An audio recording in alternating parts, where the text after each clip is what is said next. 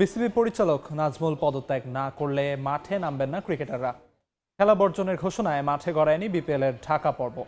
Match শুরু করার দাবিতে স্টেডিয়ামের বাইরে রাস্তা অবরোধ করেছেন দর্শকরা। এই মুহূর্তে সেখানে আছেন সাজিদ মুস্তাহিদ, সরাসরি চলে যাচ্ছি তার কাছে।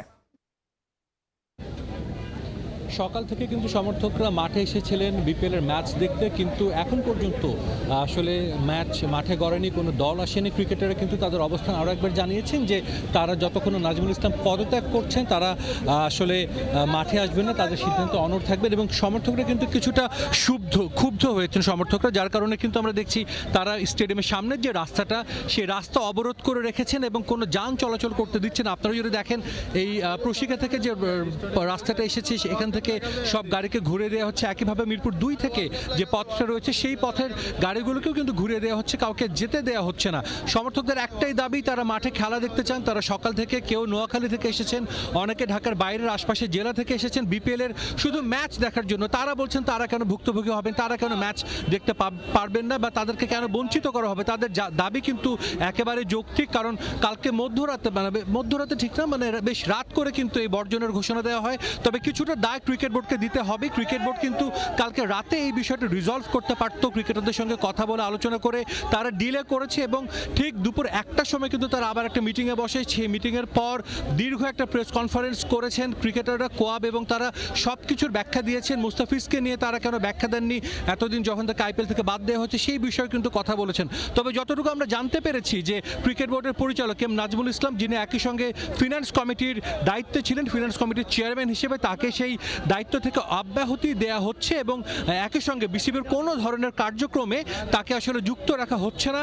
এমন একটা কিছুক্ষণের মধ্যে হয়তো আমরা এটা জানতে পারবো, বিসিবির ভেতরে এমন একটা আলোচনা হচ্ছে বলে আমরা জানতে পেরেছি। এবং সবাই কিন্তু একটাই চাইছে যে মাঠে এখন খেলা ফেরাতে, কারণ আমরা জানি পুরো বিশ্ব কিন্তু অপেক্ষা করছিল বিপিএল এর ঢাকা পর্ব শুরু হওয়ার জন্য। আমরা জানি বিশ্বের অনেক প্রান্তেই কিন্তু বিপিএল এর ম্যাচ সম্প্রচার করা হয়। সবার কিন্তু প্রশ্ন একটাই যে কেন আজকে বিপিএল এর ম্যাচ সম্প্রচার করা হচ্ছে না। নোয়াখালী সমর্থকদের অনেক আধিক্য আমরা এখানে দেখতে পেয়েছি। আজকে নোয়াখালীর খেলা রয়েছে, মাঠে তাদের দল খুব একটা ভালো করতে না পারলেও কিন্তু নোয়াখালী সমর্থকরা এসেছিলেন আজ মাঠে দলকে সমর্থন দেওয়ার জন্য। তারা কিন্তু যার পর্যায়ে হতাশ।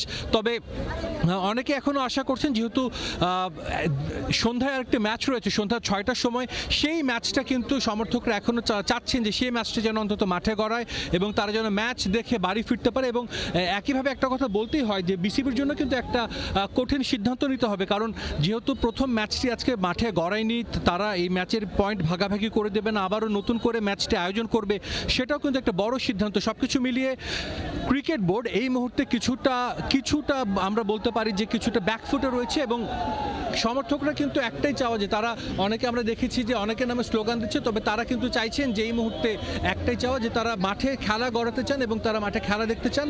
এবং নাজমুল ইসলামে ক্রিকেটার যে পদত্যাগ চেয়েছেন সেই বিষয়ে কিন্তু বোর্ড এখন পদত্যাগ তাকে করানোর কোনো যেহেতু এখতিয়ার নেই, তাকে সব কার্যক্রম থেকে কিন্তু আপাতত অফ রাখা হচ্ছে। এই ছিল আমার কাছে আপাতত মিরপুর ক্রিকেট স্টেডিয়াম থেকে শেরেবাংলা সবশেষ খবর। Mirpur Sher-e-Bangla National Cricket Stadium থেকে সবশেষ খবরাখবর জানাচ্ছিলেন সহকর্মী সাজিদ মুস্তাহিদ।